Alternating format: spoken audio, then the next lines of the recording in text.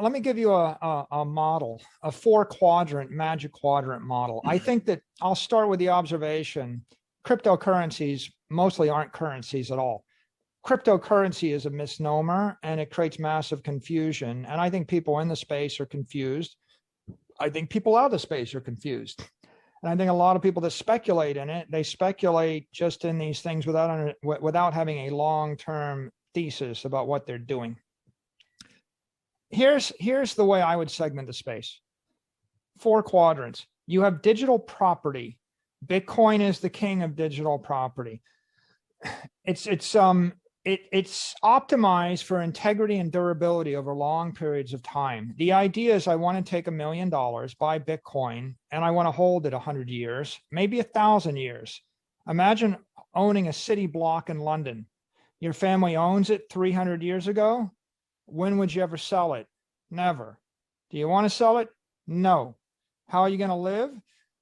You're going to generate yield on it through rent by lending it out to someone else to build a building on, or you're going to finance it and you're going to borrow against it. How long can you do that? You can do that forever if you're actually a smart landlord. It's not a currency. If you owned 10 city blocks in London, and I think like the Duke of Wales owns, parts of London, you probably know the history. A lot of the land doesn't trade hands. If you own 10 city blocks in New York City, your family might keep them for 300 years. If the Fed keeps printing 10% more money a year, you can expect your land will go up by 10% a year because it's scarce, it's desirable. You can continually refinance it. When you have $1 billion of it, it goes up by 10% this year. And then you have 1.1 billion and you borrow 50 million at 3% interest and you have no capital gains tax. You have no income tax. It's a simple business. That's digital property. Digital currencies are Tether, DAI, Circle. DM will be a digital currency, a CBDC. That's a digital asset that's seeking to be a stable currency, and it's a medium of exchange.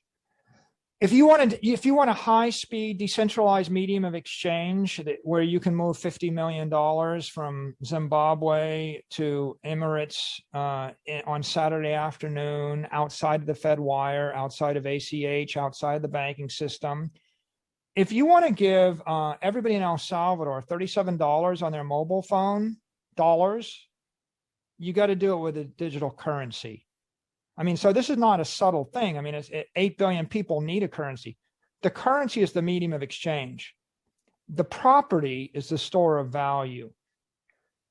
Now, the third quadrant is a digital platform, Ethereum. It's a platform. They want to create a platform where you can create applications like a decentralized exchange, an insurance company, NFTs. Decentralized applications is their mission, but they are a platform for it.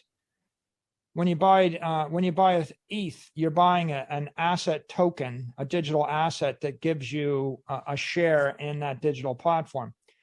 And then the fourth quadrant is digital or decentralized applications, Uniswap. Right? They're trying to replace NASDAQ or Coinbase or Binance Smart Chain wants to replace Binance, a centralized exchange. So here, looking at the picture behind you, I give your family $1 billion and I say, you can either buy $1 billion of land in London, or you can buy $1 billion worth of buildings in London, or you can buy $1 billion worth of the British pound, or you can buy $1 billion worth of companies in those buildings. Okay. The British pound is the digital currency. The land is the digital property. The buildings are the digital platform. The companies are the digital applications. You understand the upside, the downside, and the risk profiles of each of those four? See, the land will probably be here for 500 years, right? Absolutely. Right. The building's probably got a useful life of 50 years to 100 years max. Hey, in the background there's some buildings that are around 500, 600, 700 years. Yes, but maybe some. Yeah. And then there'll be like church, for example. Yeah. So it might, probably some might last hundreds of years. Yes. And then there'll be like the some where they'll take it down because it's no longer competitive. How about the companies? Name a company in London that's been around for 100 years. Oh, most of them are gone, right? I mean, that's the cycle of life. So that's the best way to understand the crypto economy, right? The digital currencies have to be compliant and compatible. They have regulatory risk. There's not a lot of upside to owning those, by the way, but you need them as a medium of exchange. If you want to trade in and out of them, you got to have them to lubricate trading and DeFi. And you also need them to buy coffee. In El Salvador, they want the digital dollar to buy stuff with, but they want the digital asset, the Bitcoin, as a long-term store of value. Think savings account, checking account, or think in terms of working capital that I need in the next 12 months versus corporate treasury that I need to hold 100 years.